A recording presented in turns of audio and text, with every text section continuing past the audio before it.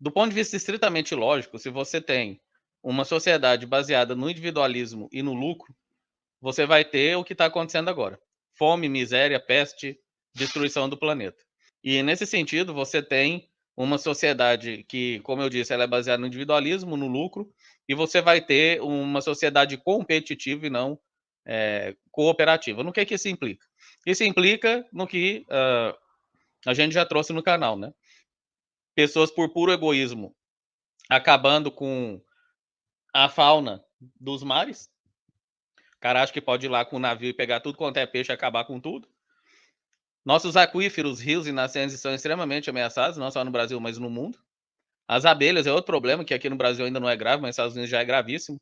Lá as pessoas têm que contratar apicultores para levar abelhas na sua plantação na época de polinização, senão não tem colheita.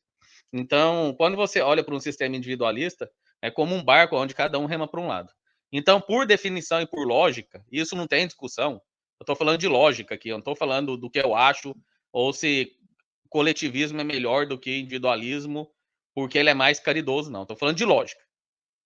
Por lógica, se você tem um sistema coletivista, você vai ter convergências em vez de disputas.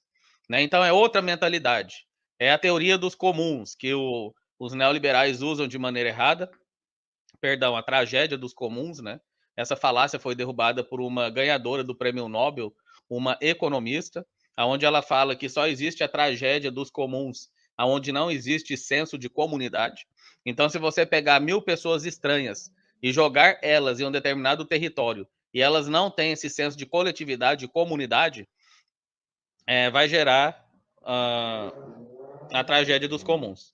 O que é a tragédia dos comuns e o exemplo que é dado? Essa teoria ela surge como, obviamente, uma lógica contra o sistema coletivista da época, que era o socialismo real. E essa teoria falava que, se você tivesse um pasto comum para todos os fazendeiros colocariam o máximo de gado que conseguisse colocar em cima, independente se o pasto aguentaria ou não esse tanto de animais. E por fim, o pasto morreria e todas as vacas morreriam de fome e todo mundo morreria de fome. Obviamente, o nome disso não é coletivismo, é capitalismo, né? É justamente isso que acontece no capitalismo: a destruição dos recursos, fontes e tudo quanto é recurso natural, né? Então já começa por aí. E essa doutora, essa ganhadora do prêmio Nobel, o que ela vai provar? Ela vai provar que realmente, né, dentro de um sistema capitalista competitivo, do cada um por si, né, farinha pouca, meu pirão primeiro, isso vai realmente acontecer. E acontece, né? Não é por isso que os mares estão ficando sem peixes. É justamente essa lógica, né? Não é porque é algo comum, é porque é algo que não é de ninguém. É o contrário, né? Porque tem-se essa definição torpe aí, né? As pessoas confundirem o que é de todo mundo com o que não é de ninguém. É totalmente diferente. Ah, Merlin, mas dá no mesmo. Não, não dá no mesmo. Algo é de ninguém quando a gente fala em sistema individualista, né? Capitalismo. Por que as pessoas vão lá no mar acabar com as baleias e com os peixes? Porque águas internacionais não são de ninguém. Num sistema coletivista, tudo é de todo mundo. Então, a própria sociedade vai frear esse tipo de coisa.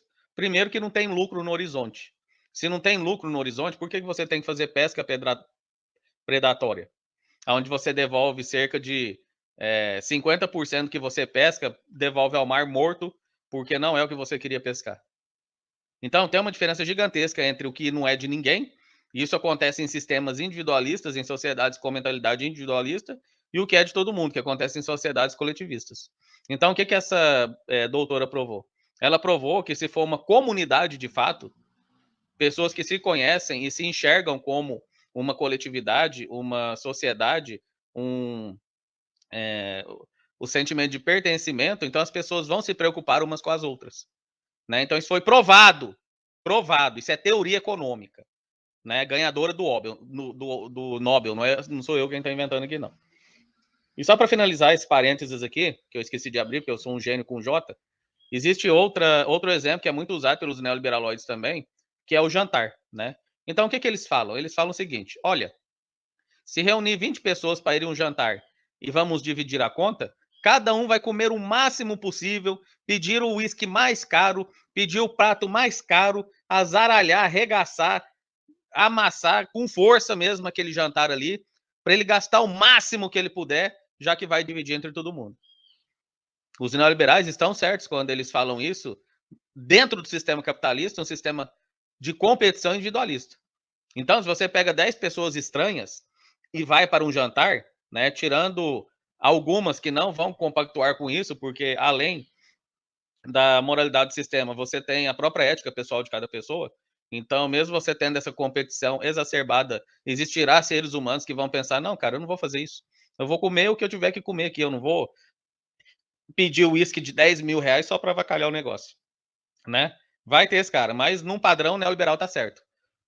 Como é um sistema individualista de competição e cada um por si, Deus por todos, a chance disso acontecer é muito grande. Agora imagina você saindo com membros da sua comunidade. Imagine seu quarteirão. Pessoas que você vai ver todos os dias.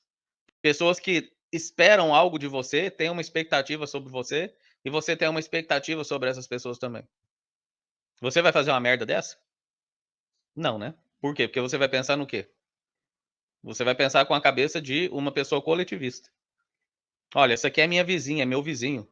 Somos amigos, somos conhecidos, né? Eu sei que eles ganham, cada um ganha um salário mínimo ou 2 salários mínimos, eu não vou pedir um uísque de 10 mil reais aqui para fazer graça, né? Então, a gente está falando de teoria comprovada, comprovada, certo? E fora essa, tem a teoria dos jogos, que engloba o dilema do prisioneiro, engloba também soma zero, enfim. Matemática é o que não falta para provar que sistemas coletivistas são superiores aos individualistas.